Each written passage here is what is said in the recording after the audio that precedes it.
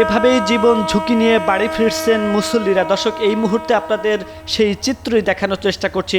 বিশ্ব ইজতেমার প্রথম পর্ব অনুষ্ঠিত হয়েছে এবং প্রথম পর্বের আখেরি মোনাজাত শেষে মুসল্লিরা যে তাদের গন্তব্যে চলে যাবেন, সেই গন্তব্যের জায়গা থেকে অনেকেই কিন্তু আমরা দেখতে পাচ্ছি যে রেলপথে জীবন ঝুঁকি নিয়ে রেলের ছাদে উঠে কিন্তু তারা এই যে বাড়ি ফেরার যে চেষ্টা সেটি কিন্তু তারা করছেন। দর্শক, আপনারা দেখছেন কালের কণ্ঠ, সাথে রয়েছি আমি আব্দুল হামিদ এবং এই মুহূর্তে আপনাদের সেই চিত্রটি দেখানোর চেষ্টা করছি। মানুষ কিভাবে জীবনের ঝুঁকি নিয়ে টঙ্গীর যে তুরাক্তির, সেই তুরাক্তির থেকে বাড়ি ফিরছেন সেই চিত্র আপনাদের দেখানোর চেষ্টা করছি। এবং একটু যদি বলে রাখি যে বিশ্ব ইজতেমা শুক্রবার আম্বায়নের মধ্য দিয়ে কিন্তু শুরু হয়েছিল এবং শেষ হয়েছে রবিবার যে আখেরি মোনাজাত, সেই আখেরি মোনাজাতের মধ্য দিয়ে কিন্তু এটি শেষ হয়েছে। দর্শক, আপনারা দেখছেন কালের কণ্ঠ, সাথে রয়েছি আমি আব্দুল হামিদ।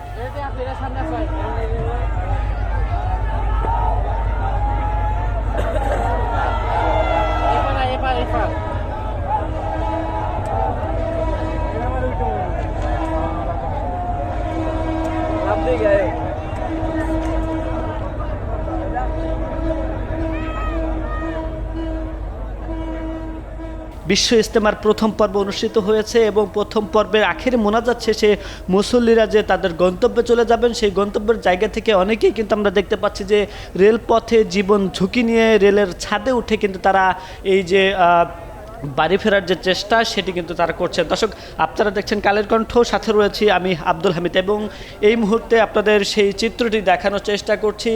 মানুষ কিভাবে জীবনের ঝুঁকি নিয়ে টঙ্গীর যে তুরাক্তির, সেই তুরাক্তির থেকে বাড়ি ফিরছেন সেই চিত্র আপনাদের দেখানোর চেষ্টা করছি।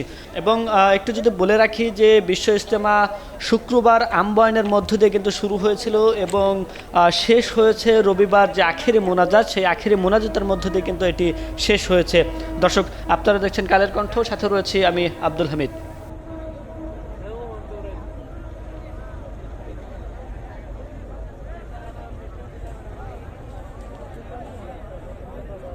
এভাবেই জীবন ঝুঁকি নিয়ে বাড়ি ফিরছেন মুসল্লিরা। দর্শক, এই মুহূর্তে আপনাদের সেই চিত্রই দেখানোর চেষ্টা করছি।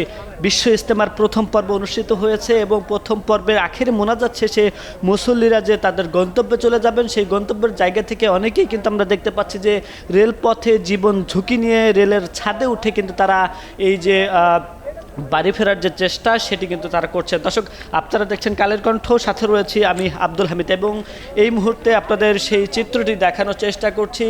মানুষ কিভাবে জীবনের ঝুঁকি নিয়ে টঙ্গীর যে তুরাক্তির, সেই তুরাক্তির থেকে বাড়ি ফিরছেন সেই চিত্র আপনাদের দেখানোর চেষ্টা করছি।